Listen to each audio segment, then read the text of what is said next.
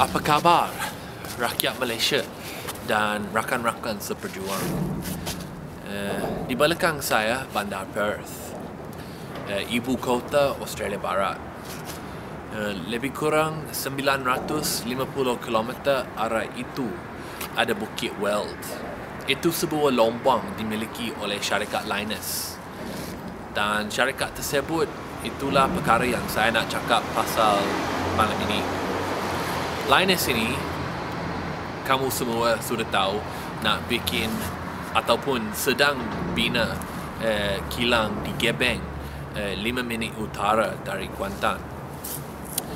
Dan di televisyen Australia, pegawai eksekutif besar Lynas, Nick Curtis, sudah ditanya kenapa nak bikin kilang ini kat Malaysia dan bukan Australia. Dia jawab ada lebih banyak bahan-bahan kimia kat Malaysia, ada lebih banyak electricity dan air tawar, dan ada lebih ramai orang pandai untuk kerja dalam kilang tersebut. Tapi kita semua ada otak. Kita semua tak bodoh. Kita semua tahu Australia juga ada air tawar, ada bahan-bahan kimia, ada orang pandai untuk kerja dalam ini jenis kilang. Kita tahu mesti ada sebab lain kenapa Lynas ini nak bikin kilang ini dekat Malaysia dan bukan Australia. Jadi sebenarnya ada dua sebab yang benar kenapa Lynas nak bikin kilang ini dekat Malaysia dan bukan Australia. Sebab pertama ialah kalau tunggu selama-lamanya pun, kalau tunggu 1000 tahun, rakyat Australia akan tak terima ini jenis kilang.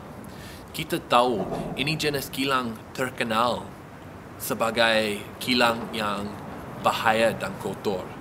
Kilang ini akan keluarkan gas bahaya, akan keluarkan pasir buangan yang mengandungi thorium, yang ada radiasi. Dan kita semua tahu pasal kejadian dekat Bukit Merah dahulu, mana ada bayi-bayi dilahir dengan kecacatan dan ada anak-anak yang menjadi sakit sebab kena daripada radiasi thorium.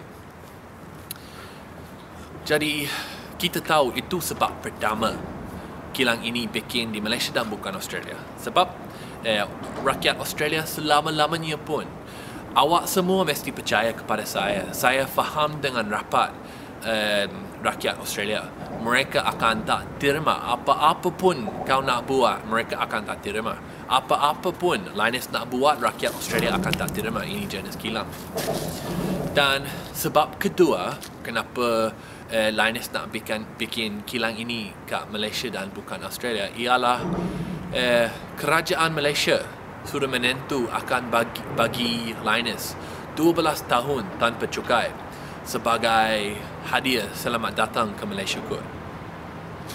Dan itu sebab pertama kenapa mereka nak bikin kilang ini dekat Malaysia.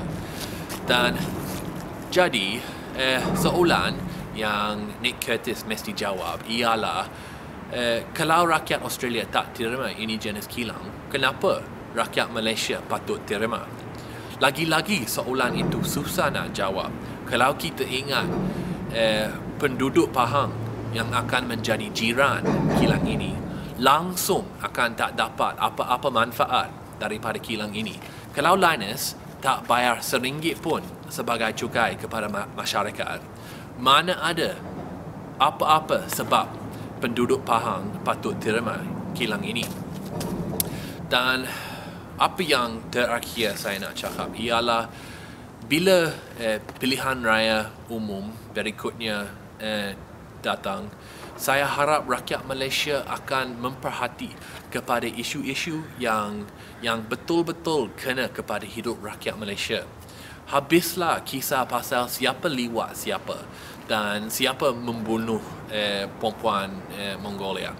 Memperhati kepada isu yang penting, mengundi untuk parti yang menjanji akan hentikan Lynas daripada bikin kilang ini. Itu perkara yang penting tahu, sebab kilang ini akan bahaya dan tak ada sebab kenapa penduduk Pahang patut terima ini kilang. Terima kasih, salam sejahtera dan jumpa lagi.